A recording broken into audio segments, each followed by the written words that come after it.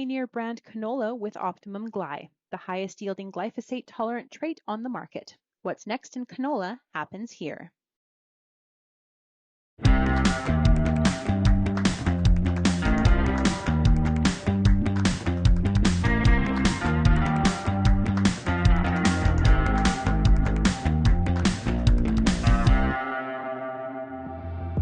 Thank you to our show sponsors, The Sharp Edge, The Soil School, and Mind Your Farm Business.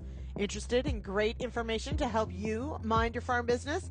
This podcast tackles big issues such as farm succession and transition, the buy versus lease decision, leadership and development to farm leaders, and more in a conversational, helpful format. Made possible by support from RBC Royal Bank, top business minds gather to talk all things farm management in Mind Your Farm Business. Visit mindyourfarmbusiness.com or wherever you get your podcasts.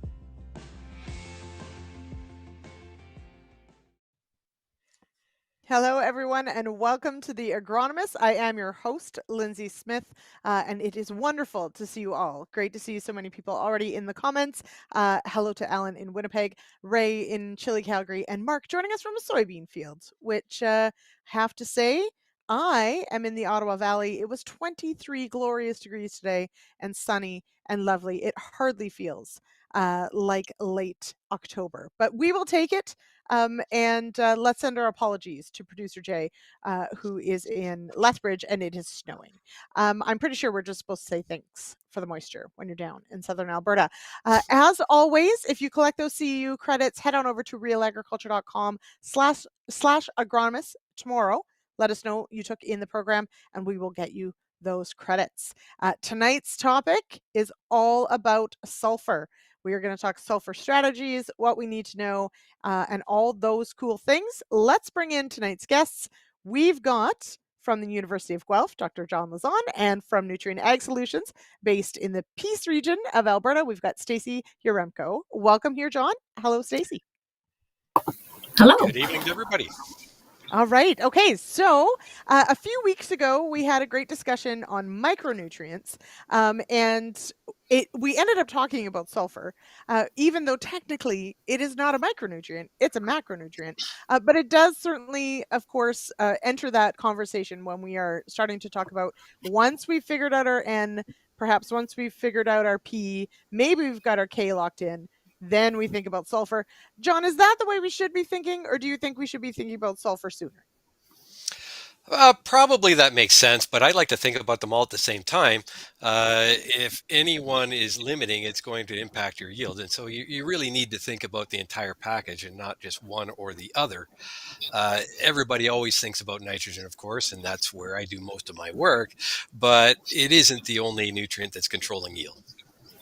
Absolutely. Now, Stacie, as mentioned there, nitrogen, you've done a lot of work, your master's as well on the nitrogen side. We, in fact, had your master's advisor on just a few weeks ago, talking about soil pH.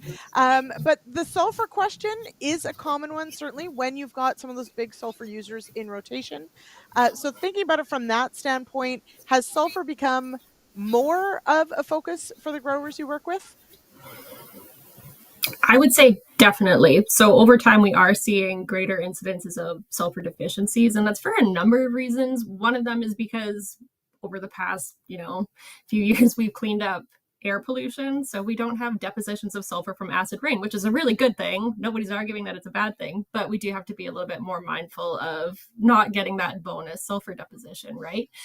But the other thing is that we're pulling off high sulfur demanding crops, more frequently in rotation, because some of our rotations are getting a little bit tight, but also just increasing yields of those crops in rotation. So where we used to be kind of excited to see a 40 bushel canola crop, now we're more frequently seeing 50 bushels, maybe we're even touching 60 bushels. So each bushel is taking off sulfur at harvest time, right? So with those yields going up, which is a great thing, we're going to be removing more sulfur as well. Now, John, this is, and we'll hop right into it, but of course you've got all sorts of projects there at the University of Guelph, and we can talk about a few of them. But one of the questions with sulfur in Ontario, at least, is to that point of, to Stacie's point, used to get quite a bit of it deposited from the environment. That has stopped or slowed, probably slowed. I guess we get a little. How how significant has that change been as far as the importance now of adding sulfur? Are we still really going on a field by field basis as far as whether or not we need to? Right. And I'll just take you on a bit of a history lesson to begin with. When we look at the sulfur question, we used to apply sulfur routinely in North America and in southern Ontario starting in the late 1700s. Benjamin Franklin was actually the one who brought sulfur to North America. And we did so until about adding it as gypsum until about 1880 when we started to apply single superphosphate, which contains about 12% sulfur in it. And so we continued that till about 1950-ish when we started to produce a lot of monoammonium phosphate that doesn't contain any sulfur at all. Starting at that point, as Stacie just said, we used to get a lot of sulfur deposition out there, way more than out in Western Canada. We were upwards in the range of around 40, sometimes even more kilograms per hectare of sulfate wet deposition, and then dry deposition about equal to that again. And so at that time, there was really no need to apply any sulfur in Ontario. It wasn't until about the mid 80s that some of the big government programs starting in the States and in Canada started to reduce that loss. And you can see the most recent indicator of that reduction in loss in Sudbury, where they just knocked down that giant smokestack that was built to distribute sulfur across the entire province as opposed to just onto Right. Sudbury. And so we've gone from quite a large deposition rate to small enough that some of our crops are starting to respond. Now, in terms of the crops that I have seen responding in the work we've done, number one, in terms of the greatest, in terms of the numbers, was alfalfa. Not grass hay, alfalfa hay specifically. Next one would have been canola. Wheat, maybe about a third of the sites, winter wheat. And corn and soybean was a distant next after that. We've got very few responses in corn and soybean, although there are a number of people indicating responses in Ontario. Whenever I go looking for it, I don't see it. We've run maybe 50 something sites with soybean and maybe one or two, but in both cases, there was ammonium sulfate applied and it looks like a nitrogen response more than a sulfur response. And so pretty limited in terms of what we've seen. But Right. we're looking at a moving target because, as you said, the numbers are going down, and I don't think they've bottomed out quite yet here in Southern Ontario.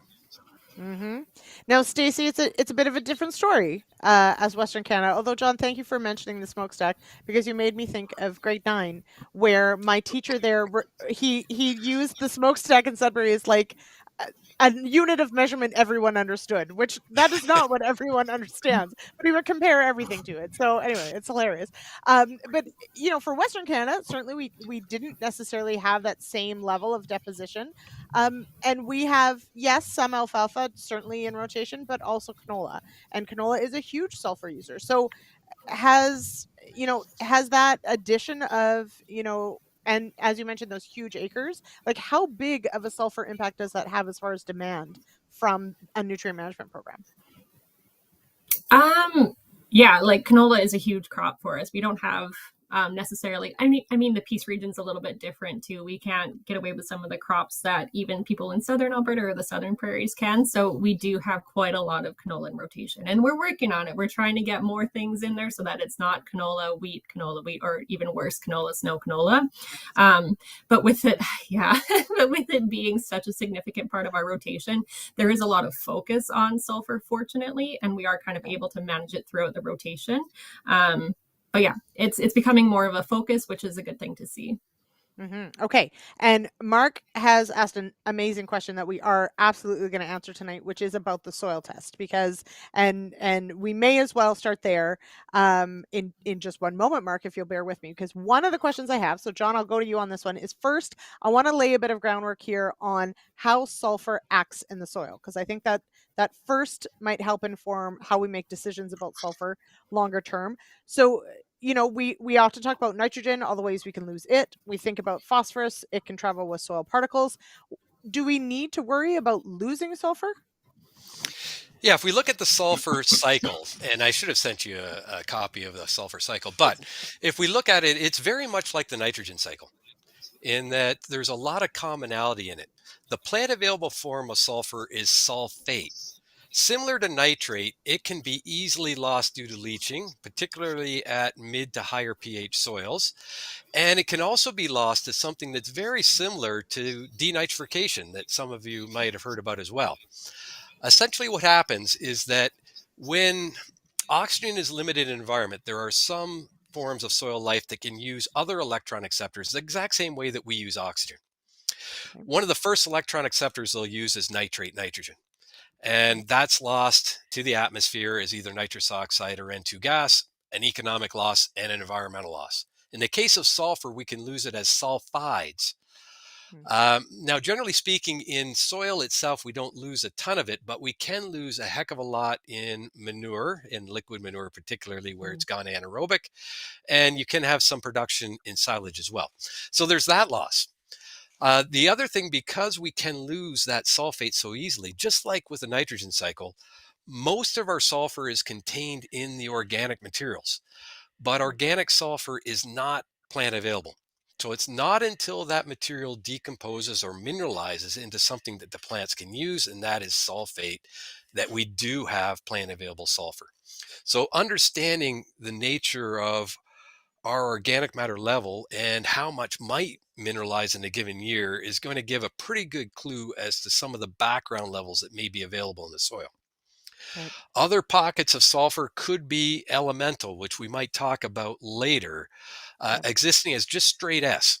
Elemental sulfur is not plant available. It needs to be oxidized into sulfate before it can be utilized by plants. When we apply it as elemental sulfur fertilizers, the amount of time it takes for that to occur is variable depending on soil conditions. This is mostly a biological process, so depending on moisture levels and temperature, the timing of release can change. But probably when you apply it in the spring, very little of it would be available within the growing season. So it's something that might have to be applied in the previous year. Whereas any other sulfur fertilizers in a sulfate form, of course, because they can be lost easily, particularly in Eastern Canada where we have a lot of extra water, have to be applied in the spring. Otherwise, there's going to be a fair amount of loss before spring ever comes. Right. So again, if we look back at the N cycle, if you understand it somewhat, you've got a pretty good idea of what's going on in the sulfur cycle as well. Okay, so which brings us, and Jeanette's asked a great question too, in that there seems to be a shift back to slow released sulfur.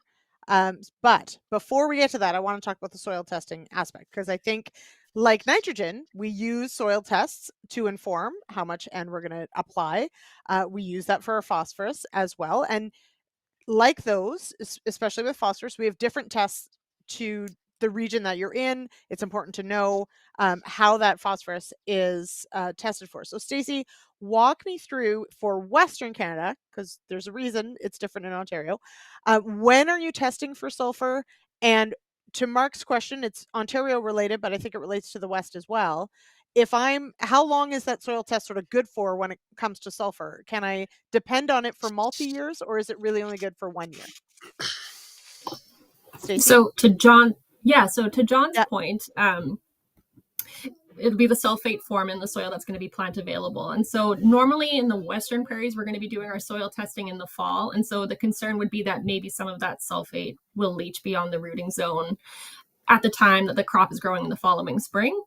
I would say typically on most, the average acre, we're not going to have enough rainfall or snow infiltration at melting time that we're going to have a lot of leaching moving that sulfate downward. So it's probably not as much of a concern for us in the West as it is in the East, but still something to be mindful of. And as always, it's best if we can collect our soil samples as closest to the time of seeding and, the time that crop uptake is going to be happening as possible. But logistics often dictates that we're doing our soil sampling in fall, and that's okay. It's just something to be mindful of. One thing that we should be mindful of when we're doing our soil sampling is the parts of the field that we're collecting the samples from. With sulfur in particular, the results can be thrown off pretty badly if we're not carefully and diligently selecting those sampling points. If we're sampling a lot of hilltops or knolls where it's eroded, that can sort of reduce our overall sulfur soil test result. Or if we're accidentally sampling a saline area, a lot of salts are sulfate salts, and then that can really jack up the results in the other direction. So we want to be cognizant of where we're sampling in the field and truly getting those representative areas so that we can be more confident in that result.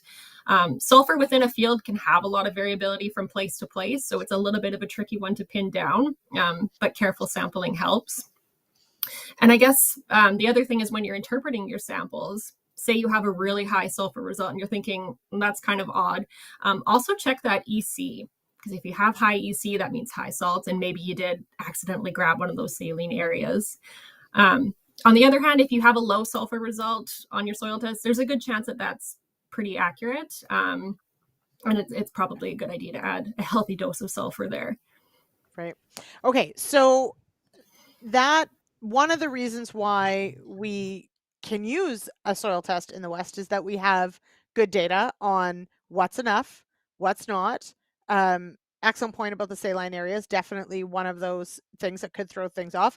John, for our Ontario growers, however, we don't necessarily have the same soil test availability as far as what we can put sort of our stock in. So what's the situation in Ontario? How is it different, say, than Western Canada on a sulfur soil test?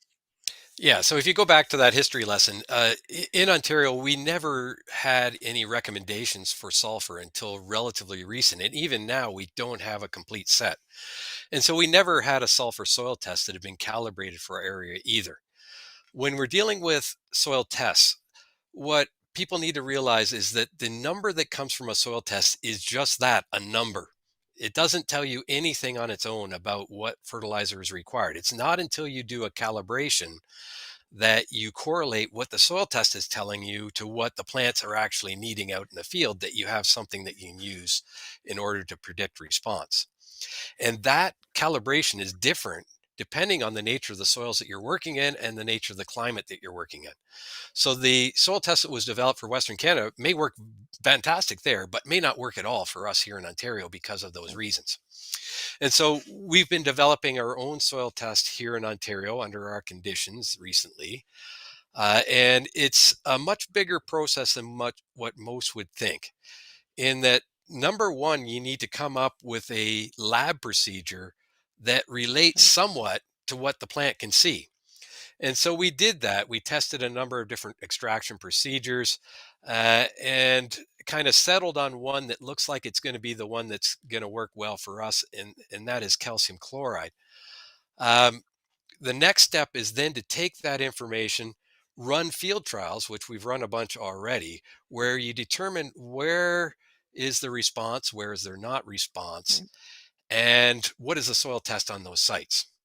Now, the benefit of sulfur compared to something like nitrogen that's required in high amounts is that I think the sulfur soil test can be a lot simpler. Not saying that you need to apply X number of pounds per acre at a given soil test, but just saying below this, probably need to apply. Above it, maybe you can get away without doing it. And that's going to make it a lot simpler because sulfur is a hard one to tack down, particularly in Ontario conditions. Because our water budget is such that we have a lot of excess water through the winter and early spring, plant available sulfate in the spring in Ontario is usually quite low.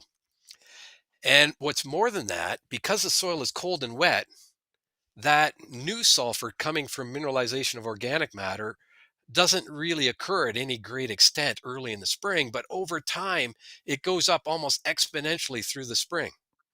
And so the timing of taking that sample is critical in terms of understanding where you are on that release curve. And so, unlike the Western Canada example, we probably have to handle this sulfur soil test much like we do the nitrate N test, in that you need to take the sample within a week or so of fertilizing to get a relatively good idea of what's going on. So, now, having said that, yeah, go ahead. So, yeah, well, I'm just to get Mark's question in here. Then, taking a midsummer soil sample, can I use? He's asking after winter wheat and for the following 2 years crop recommendations. Is that reliable? Because he's heard everything from super reliable to not worth anything in the same session. So, how would you interpret that? If we're in Eastern Ontario, I wouldn't go that way. It will not be reliable for the next couple of years. sulfur test changes rapidly through the year, similar to a nitrogen test, which changes from day to day.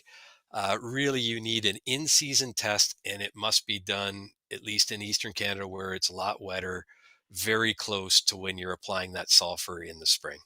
So no, I wouldn't go that route. I would handle it exactly the same as I would the N test.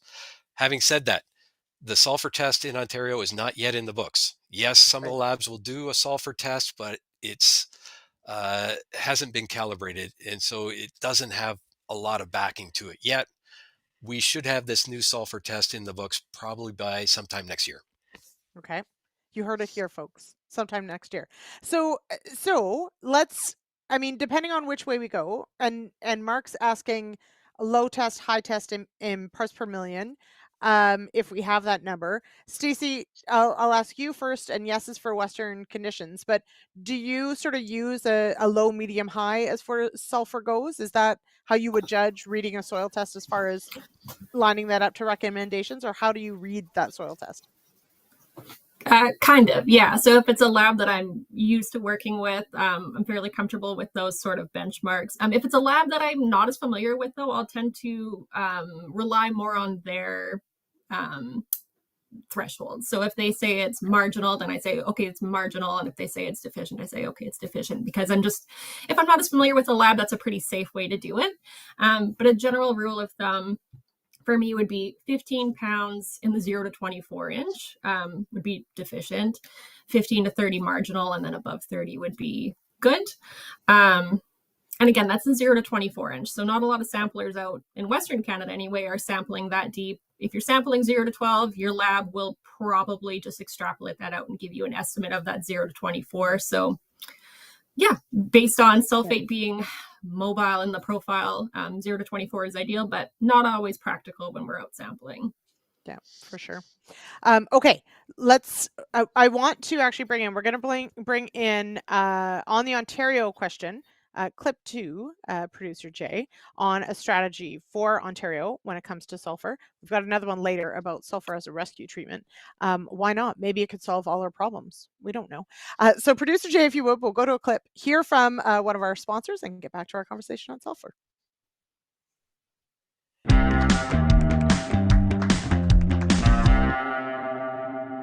Started out using sulfur in our corn starter fertilizer. We moved on after we seen a benefit from it. We did start adding it to our wide drop pass on our corn, and we also added it to our wheat. We were having some issues with wheat yields, and we found adding the sulfur, we have no problems pushing over 100 bushel wheat. In our corn, you can see it in the yield, you can see it in the color of the corn, and it's working very well for us. So last year, we lined up some trials with you guys, right? We did some small plot research with Mazex down the road. What did you guys actually see from some of our sulfur trials there? You could see the difference in the trials right from the road. The size, the color of the beans, they just stood out. Even my uncle going by, he asked us what was going on with the soybeans in that trial. Yeah, so we're pretty excited about that, right? So what's your kind of plan this year with sulfur on your guys' beans? So on the low CEC sands, 10 and unders, we are going to be adding 100 pounds of AMS with our potash, spread early in the spring. We've seen the benefit from the trials that it is 100% worth it for us to go in with sulfur. It's needed, and we're also going to work on our corn ground with the same procedure.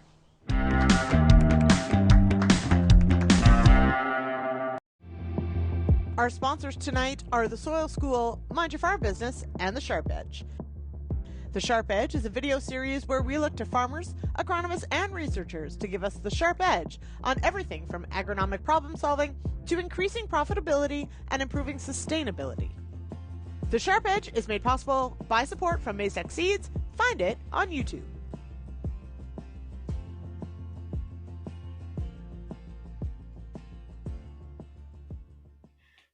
All right, so I want to talk about, so that particular producer says that they're getting a response. John, I do want to touch on that for a moment. The trials that you do, you don't get nearly as consistent a response, is my understanding. So when will we get to a point where you can confidently say, ta-da, it shall create a response? Is that a ways off yet? It's never going to be ta-da, it'll create a response. It's how often does it create a response? I think is always going to be the answer. Uh, and The reality is we've run quite a few trials on corn and soybean and have had very few responses. But one of the things that we've never had to a great extent is what he was talking about is very sandy soils. Um, when we're running trials on growers' fields. Usually in the wintertime, it's a good idea, but come springtime when planting's around and it's busy, it becomes less of a good idea. And so, Okay. just by luck of the draw, we've lost most of the sandy sites. We've had a couple, but we've lost them. And so we don't have that many on the conditions that he's talking about. Our soils where we have seen responses, and in fact, the biggest response I've ever seen was on a mid-textured soil where we doubled alfalfa yield, and another time we had about a 60 bushel increase in corn yield on a mid-textured soil. But the other 40, 50 sites didn't respond at all. And so the problem is that if you're fertilizing for that one single site, it's not going to be economic overall. And that's where we started down that road of trying to develop that sulfur soil test to try to be able to weed out some of those sites that really had no chance of responding at all. Mm-hmm. Okay, so shifting gears a little bit because there's some really great comments and questions in the chat about the form or the type of sulfur we're going to actually apply. So we've explained, yes, there's elemental sulfur, and there is a sulfate form. So we can apply elemental, we can apply sulfate. There are blends, there are some specialty products that offer sulfur as well. Stacie, I'll start with you. Is there a tried and true sort of management of, elemental every third year, or only doing sulfate? Do you use a mix? Like, how do you sort of try and decide which product when, and for which field? Yeah, that's tricky. It's a big question. We have growers in the area that are trying to switch to elemental sulfur, and it is that question of, okay, when can I fully take away my sulfate sulfur? When is it safe to do so? And it's a bit of a gray area. I would say the majority of growers kind of in Western Canada are using that sulfate sulfur just because it's easy. We know it's going to be available right away. And there's not a lot of unknowns there. But on the other hand, it is a little bit tricky to blend with some of our other fertilizers. So especially if we're doing an AMS and urea blend, that just wants to suck water out of the air, and it can become a real problem for storage and for application. So we do have people that are looking for things like the high analysis elemental sulfur, or products that are multi-nutrient products where we've got a combination of nutrients, and the sulfur is in either AMS or elemental sulfur form, or a combination of the two. So people are trying to get a little bit more creative with the sulfur management to hopefully ease some of those challenges with the urea AMS blends. And everyone's maybe doing it a little bit differently. If you have something like, say, a Tiger 90, where you're applying it to the surface and you're getting some weathering, so that product is able to sort of break apart on the surface and you have more surface area for oxidation to occur, you'll have a little bit quicker release of that sulfate sulfur than if you were, say, banding that in the ground. Then there's also combination products where there's micronized sulfur within the prill, and those are going to be mostly banded because they're usually in combination with phosphorus. And with those guys, the particle size is everything. So the finer the particle size, the quicker you're going to get that sulfur oxidation as well. So there's a lot of variables. It depends on the sulfur product you're using, and even like more granularly, if you're in the elemental sulfur market, which elemental sulfur product you're using. So it's not a super clear answer, but there's lots of questions when we're starting to pick those products. But I think that I think is reflected also in some of the comments and questions in the chat as well, is that the sulfate form, it's the known quantity, right? It should be available. It is, yes, it could be lost. So it's not to say that, a pound in is a pound out. We understand that, but it's at least the known quantity. Whereas with any form that is slow release, it adds a level of unknown as far as the rate of that release, right? So John, when we look at it from even in your research or in the Ontario context, obviously soil type seems to play a role in that, in the response. But what about the different sort of this longer term strategy of sulfur? Are we seeing a mix of these products, or are we just sticking with the sulfate form because it's the known? Yeah, and I'll just add a little bit to sulfate versus elemental. The reason for the elemental is that it's way cheaper. It's a waste product for the most part. There's literal mountains of it around the oil industry and what have you that are waiting there for somebody to take away and utilize. So it's there and it's attractive because of that reason. And I will just back up what Stacie said in that, yes, indeed, it's more of a case where if you're using elemental sulfur, you don't know for sure if it's going to be released. So for me, if I was going to go down that road, it would be on sites where maybe the chance of response is less, and yet I'm worried about not putting it on. I can still do so. It cost me less money. If it worked, it worked. If it didn't, it didn't. And maybe there isn't a big deal to it. But if I really want to make sure that I've got the response, then probably down that road. In Ontario, yes, both products are there.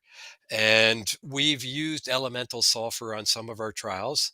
And where we've applied it in the fall, in some cases, we do get a response, but spring application within year, not so much.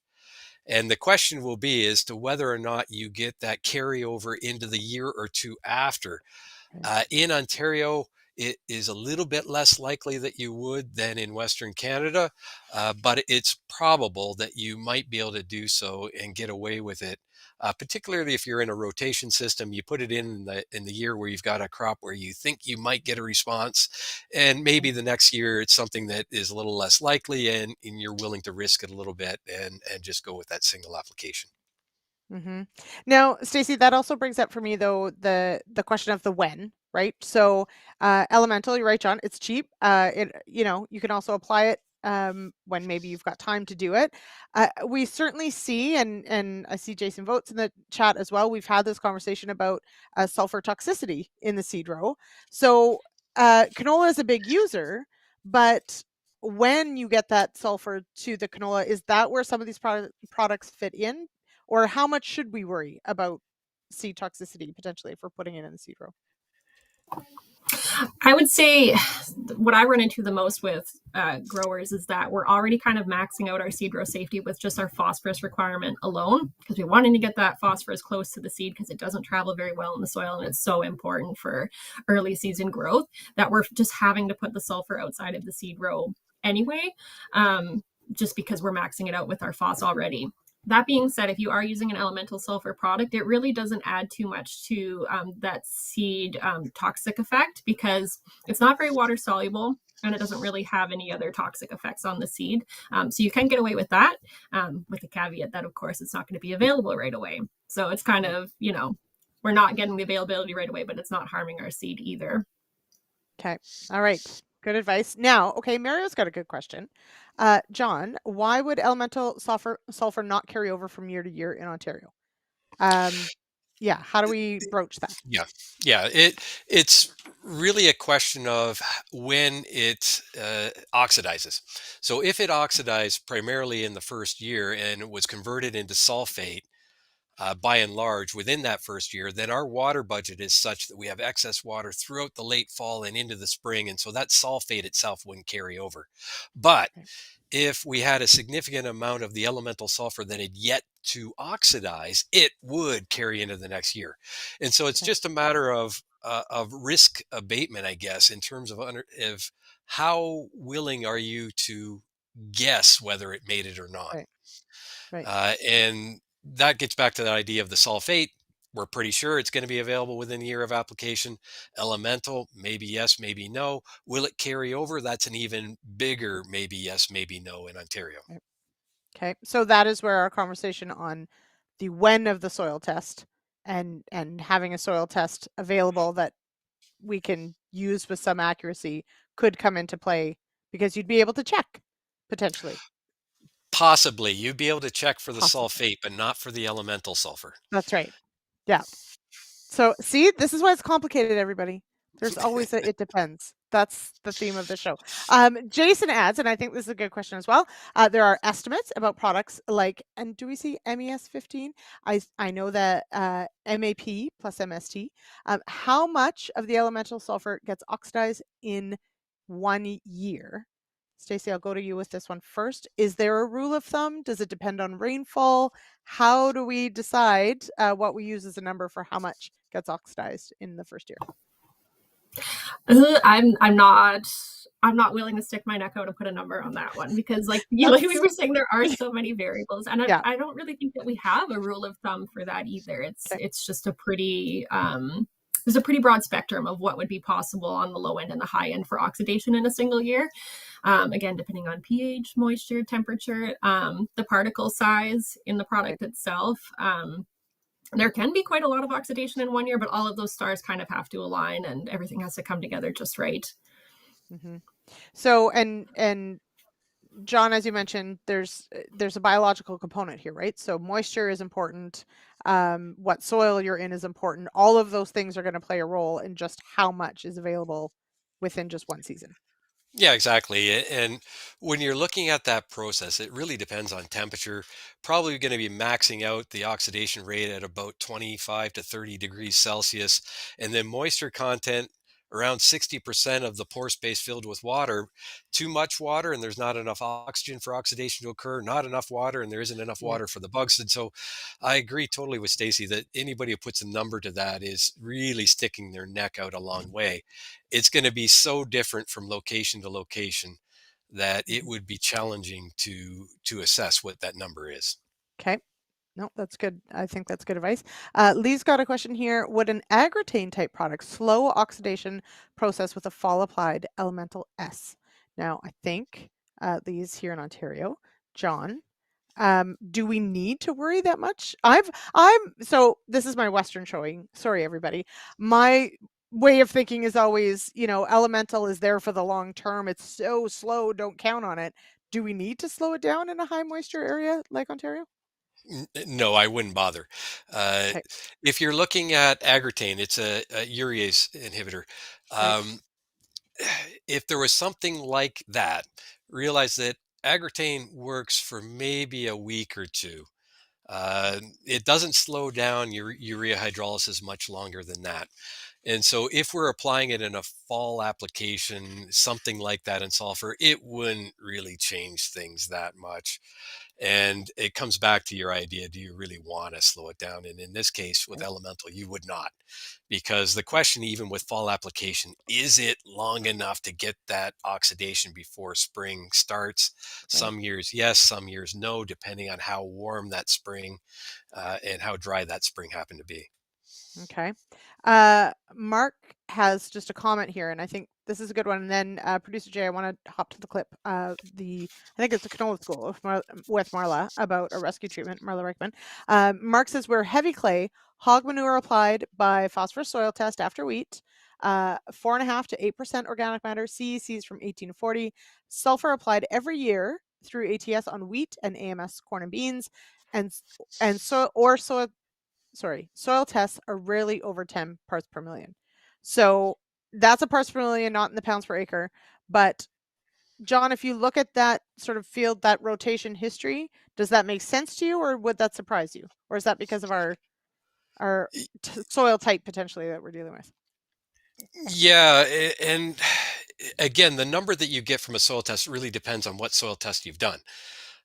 So the one that I'm looking at in terms of parts per million or milligrams per kilogram, like what they were talking about, it's considerably lower than that before I start seeing a response. And so that isn't necessarily that low of a value.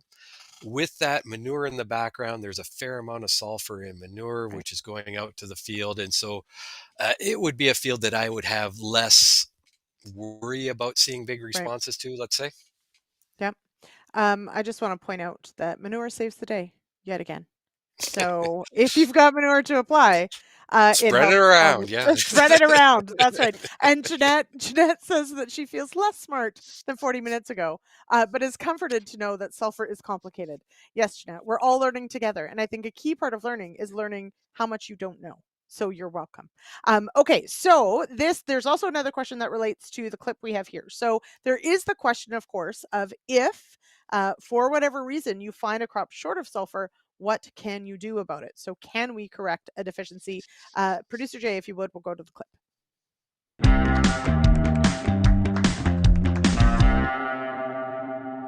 So like you said, the canola can't actually pull the sulfur out of its old growth. It needs to keep pulling it up from the ground. What happens if it does run out, if it taps out at some point? Well, so earlier on in the growing season, if we end up seeing sulfur deficiency, sometimes it's a matter of the crop just hasn't actually rooted deep enough to find some of that subsoil sulfate that is likely down in that soil. Again, sulfate is one of these natural occurring salts in our soils. We tend to have a lot of it in our Manitoba soils, maybe less so in our sandy soils that have more of that prone to leaching. So if you have an early season deficiency showing up, sometimes you want to just step back, wait a week, come back, reassess, see if it's grown out of it once those roots have gone down. If it's later in the growing season, it's a bit different because now those roots have already kind of explored that deeper depth. It's not tapping into sulfate, and now if we run out, now we have that potential. If you start seeing in a flowering crop like this, paler yellow flowers is telling you now you've probably got some kind of deficiency going on. We might be able to do a bit of a rescue. It's not going to get us to full yield. Really, full yield potential for sulfur comes, generally speaking, when we're putting enough sulfur down at time of seeding. But if we're dealing again with these types of adverse weather conditions and having this type of rain, if some of that sulfate has leached too quickly, then that rescue might be the only option we've got.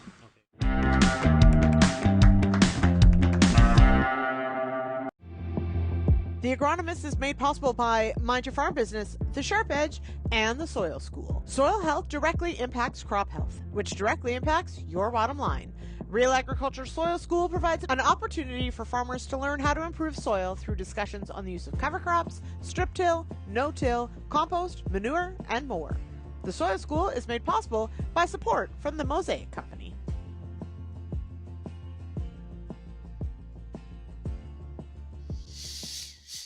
So one of the key things we talked about was how sulfur acts in the soil, but we haven't really talked about how sulfur acts in the plant. So Stacie, this is, I think, a key part, and we're going to talk a bit about corn as well, but plants themselves, I mean, they draw up from the soil, obviously, but when they need it, they can move some nutrients from other parts of the plant to where they need it. Sulfur is not necessarily one of those ones that's hypermobile. So explain that to me. Why does it matter when, say, a canola crop is flowering, that I might see a sulfur deficiency at that time? Yeah, so like you mentioned, sulfur, not very plant mobile. So when we're going to see symptoms, it's going to be on the newest parts of the plant. And then when you get to a stage like flowering, when the plant's starting to think about yield and making seed, it can't reallocate the sulfur that it pulled up earlier into those parts of the plant. So it can get pretty serious pretty quick. I guess it's kind of nice in a way because that symptomology, a lot of plant nutrients are mobile in the plant, so it can be a little bit tricky to differentiate those. And that's not to say that if we're looking at a sulfur deficient plant, we'll know right away, like, oh yeah, that's sulfur deficient. You'll probably still want to confirm that with the tissue and soil test. But it does help narrow it down a little bit when the symptoms are showing up on those newer plant parts.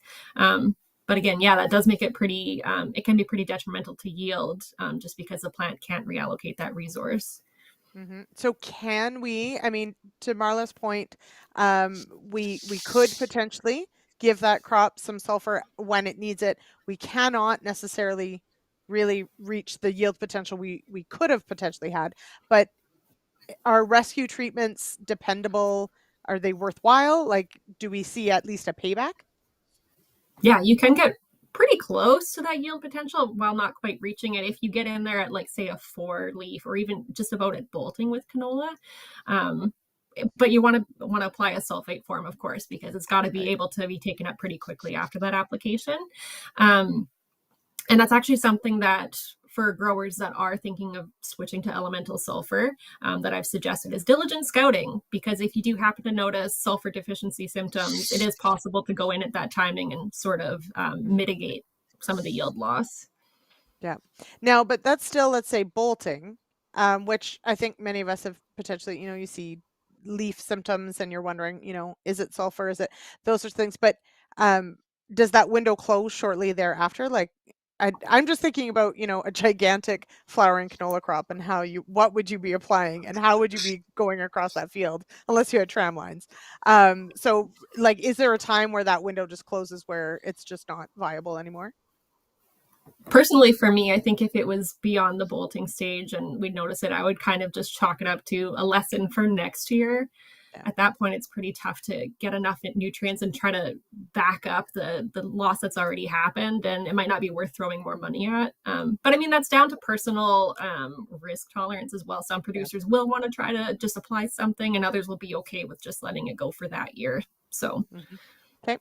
Now, okay, so John, in an Ontario context, and especially looking at some of that sandy soil and certainly seeing some deficiency symptoms, Mark asks if a sulfur soil test at so nitrate timing, is there time to correct a sulfur deficiency in beans or corn in that season? Do we have any data on that? So let me guess at what the question is. So if you've taken the sulfur test early in the spring at planting time, and then you had waited to apply your sulfur until a later date, yeah, that's something that I haven't done here in Ontario. And the issue there, or the potential issue, is that although sulfate is highly mobile in the soil, so it could get into the plant really easily, it depends on the soil conditions at the time that you do it. Even with sulfur, if you've just applied it on the surface and the soil's really dry and there's no rainfall, it's not moving down. It wouldn't be positionally available to the plant. And so it may not have the benefit that you could see if it had moved down a little bit quicker. So the possibility is there in situations like Stacie was saying. I haven't dealt with that here in Ontario, but I think you'd want to catch it really early, and the soil conditions would have to be right in order to get it to move into a place where the plant actually had access to it. So for typical top dress, like nitrogen top dress timing in corn, would that, now I could imagine in, okay, a severe scenario, but if I guess, does it pay potentially to add some sulfur at that time if you suspect a sulfur deficiency? And again, possibly. We haven't done a Okay. study on that to know for sure. I would think in corn, the chance of response is relatively limited in most cases. But if you were to do it, you would want to hit it as early as you could, not a tasseling time. And application, it would have to be side dress timing. Later than that, I think you would have missed the boat already. And that's just a guess. Well, okay, but isn't that what research is all about? We have a guess, and then we try and figure out if our guess was correct or not. And on this show, it's one of my personal goals to create a project for someone. So there you go. We have created a project for someone. If anyone out there wants to do it, I can't fund it, but I would like to know your results. Let's put it that way. So, and Jason Vogt sort of asked as well, they've had issues in corn. He's in southern Manitoba with sulfur deficiency. Is there a cutoff for top dressing to rescue? So same idea, earlier is better. And to Stacie's point, at some point in the season, that yield just has been given up, and it's not necessarily going to be worthwhile this year. I would think so. That's what I'm going with. Okay. As Mark says, it depends. That's right. We're putting it on a shirt because most things really do depend. Okay. So this is, I guess from the perspective of, and to Jeanette's point about, Stacie, I'll go to you on this one. Is there room for elemental and sulfate? Is that better than choosing one over the other as far as your nutrient management planning? Like, is there room for both, or should you be using both, or do you really, can you put together a multi-year plan that really only uses one over the other? Yeah, I think, so there's nothing agronomically wrong with using AMS only. I'll speak for Western Canada, of course, because I know that the leaching piece in Eastern Canada is a lot more significant. But for Western Canada, really nothing wrong with going that AMS route. It's more if you're wanting to branch out to the elemental sulfur for those logistic reasons. And that's kind of where I would suggest doing a combination of the two when you're sort of in that interim and going from a sulfate-based fertilizer to the elemental sulfur fertilizer. And that's kind of been my suggestion in the past, is if you're wanting to do some elemental sulfur, go for it. And then maybe on your sulfur sensitive crops like canola, just add 10 pounds of sulfate form sulfur with your as AMS, right? Just as sort of that insurance policy and to kind of tide you over as you're transitioning to elemental sulfur. Once you get a few years down the road, and again, it's really hard to say when exactly you should fully wean off that sulfate sulfur form. But a few years down the road, you're a little bit more comfortable saying that you're having enough oxidation from not only the sulfur that you're applying that year, but previous years, that you're okay with pulling back some of that AMS sulfate form sulfur. Okay. Paul's got a question here, John. When is the best time of year to apply gypsum? Yeah, gypsum is in a sulfate form, but it's a little slower release than either AMS or potassium sulfate or some of the other sources that we have. And so spring still, but if realize that it's going to take a little bit longer to release than will the others. A little bit less reliable, so it fits somewhere in between elemental and AMS, but I think you would still get reasonably good release if applied in the spring. Having said that, I'd probably go at a slightly higher rate just to compensate for the fact that some of it may not release quite as early. Okay. Lee has a great question, and this relates to part 3 of the Sulphur Chronicles, which is we talked about it in the soil, we talked about it in the plant. Now we're going to talk about it in the eventual grain. So one of the things that I remember being drilled into my brain is while nitrogen is the flashy celebrity, everybody's got to talk about nitrogen, protein needs sulfur as well. Nitrogen needs sulfur as well. Sulfur is still a building block of the things that our crops make. So Lee's question is, if you require N, and I'm going to even extrapolate a little bit, Lee, if you require N or more N. So if we're targeting higher yields, the question is, do you not also need higher sulfur rates if you're going to bump your N rates? So the question is for Ontario, but if you're splitting your nitrogen on corn, on wheat, we haven't seen necessarily a yield response, but have seen that quality response. Your thoughts? Perhaps it differs by hybrid. So I know that Wheat Pete, if he were here, would say that there definitely is that protein connection, and so we may see that quality difference. John, if we're targeting higher yields and thus we're increasing our N rates, is sulfur soon to follow if it hasn't yet? You can kind of say the same thing for any nutrient combination, if you like, in that the greater the amount of biomass, the more of all of those nutrients are going to be taken up by the plant. And when you're talking about something like sulfur and nitrogen, in our Ontario circumstance, again, both of them are highly leachable and they can be lost in a number of different ways. And so they don't tend to build up in their mineral form. And so, unlike phosphorus, where we might be able to get away with higher yields within season without needing extra phosphorus because there's a pool in the soil, which the roots growing a little bit bigger are going to be able to take care of it. All of the N and S are taken up in almost from the entire rooting zone in the sulfate and nitrate form. And so it would follow then, yeah, you would probably need a greater amount in order to compensate for that higher yield. Whether the higher yield was attained with extra N or with any other way of attaining a higher yield, there's just simply going to be a greater need. Okay. Now, Stacie, so looking at it from the wheat context, have you seen instances where sulfur has been the hamstring to, say, protein levels or to top yields where, you know, the nitrogen, perhaps they've addressed the added nitrogen needed, but have failed to sort of add the sulfur piece? I'd say it would be fairly rare, actually, because one kind of, it's like a success story, I guess, is that in Western Canada, we're fertilizing fairly dutifully and regularly with sulfur on our canola crop. And usually we're applying a little bit more than we're actually removing with the canola crop. So to have a true sulfur deficient wheat crop in Western Canada would be fairly unusual.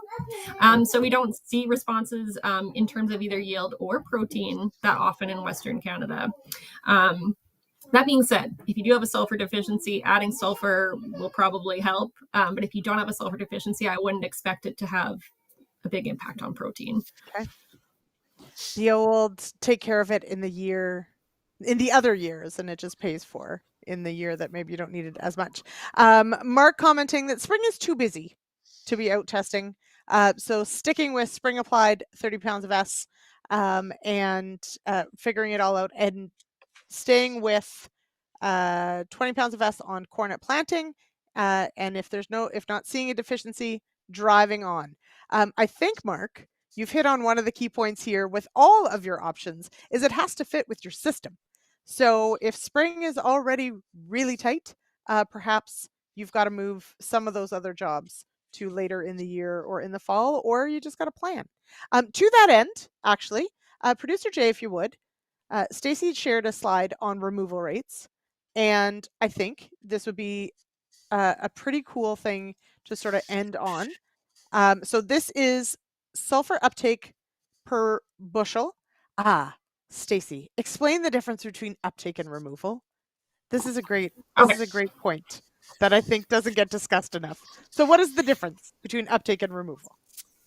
So basically, uptake is what the plant is going to need to have access to throughout the growing season to make that yield. And then the removal is just simply what's contained in the grain that we're harvesting, what's actually being physically removed from the field. So the uptake will include plant parts that are getting chopped back up and put back in, whereas removal is actually physically leaving the field. And so, yeah, just to talk about this slide a bit, I want to highlight and shout out some work that was done recently. It was spearheaded by Fran Wally and Ghazali Issa out of the U of S to sort of refresh the uptake and removal values that we've been using for so many years on the prairies. So they collected hundreds, if not thousands, of grain samples from all over. I submitted a few. All of my colleagues across our Nutrien Ag Solutions network submitted some, and they undertook the big task of kind of refreshing these numbers. So this is what you're seeing here. And if you want to check out the Prairie Nutrient Removal Calculator website, it's all on there. You could punch in your yield. It pops out how much was removed and all that good stuff. So really awesome tool to have. And it's nice to have these updated numbers, because without them being refreshed for the last few years with new varieties and new farming practices, we just weren't sure how accurate those were anymore. And it turns out there were a few tweaks and changes. So it's good. It's good to know. Well, and I think too, when I see it displayed this way, I think it's a really good reminder of, uptake is going to be more than removal, because some is, of course, added back and put back in and cycled back through. But it's still, the plant has to have access to that amount to reach full potential. So it sort of changes our thinking a little bit. John, do we have a similar slide for Ontario somewhere hiding, or no? It's hiding really well because I don't know where it is. Someone find it. Okay, that'll be in our list of things to find. But I think it'd be super cool to see this as well, uptake and removal. Yeah, there has been some work done in the past, but it's how old it is now. I wouldn't want to put a number to it. Mm-hmm. So, and I mean, to Stacie's point, this was recently updated because, and to further to Lee's question, as our genetics change, as our practices change, as we, push those yields ever higher, some of these things do actually change, and we need to be working them into the agronomic decisions that we make. So I think that is super cool to do some of that. So very cool. And I will also point out, I didn't realize that soybeans would have that high of uptake on this. John, does that surprise you? Because that surprises me a little bit. Not really. Soybean has a higher protein level, so you'd anticipate higher levels in it. And remember, this is per bushel, not per acre. That's right. Yeah. So that definitely makes a difference as well. I'll be honest, I love that we still talk in bushels. People start talking in tons per acre and my eyes glaze over, you guys. I can't figure that out. Anyway, so thank you all for still speaking in bushels per acre. All right. Okay. We've got to wrap up. But thank you so much for joining me tonight and for sharing your knowledge and your time. Wonderful. Everyone in the comments, thank you so much for your questions. Jeanette, I'm with you. This is what I love about this job is I learn what I don't know. And that means I just keep learning and we just keep asking questions. And Ray wanted to share that the earlier Eastern and Western Canada removal work was done in 1994 when I was still in high school, Ray. So everybody should know that. Anyway, okay. Yes. Okay. So John, thank you so much. And keep us posted on that new sulfur soil test. Hopefully it'll show up in the agronomy guide here in Ontario. Okay, awesome. And Stacie, thank you so much for joining me again. The last time, everyone, Stacie was on was 2021. So let's not wait that long for next time. Yeah, time flies. I can't believe it, but yeah, it's glad to be wild. back. Okay. Yeah, great. Thank you so much. All right, and thank you, everyone. Next week, we're going to talk about some combine losses and, of course, dealing with perhaps residue behind the combine and planning for next year. So join us, of course, 8 p.m. Eastern right here. Thank you, everyone. Check out realagriculture.com/agronomist to get those CEU credits. We'll see you next week. Cheers, everybody.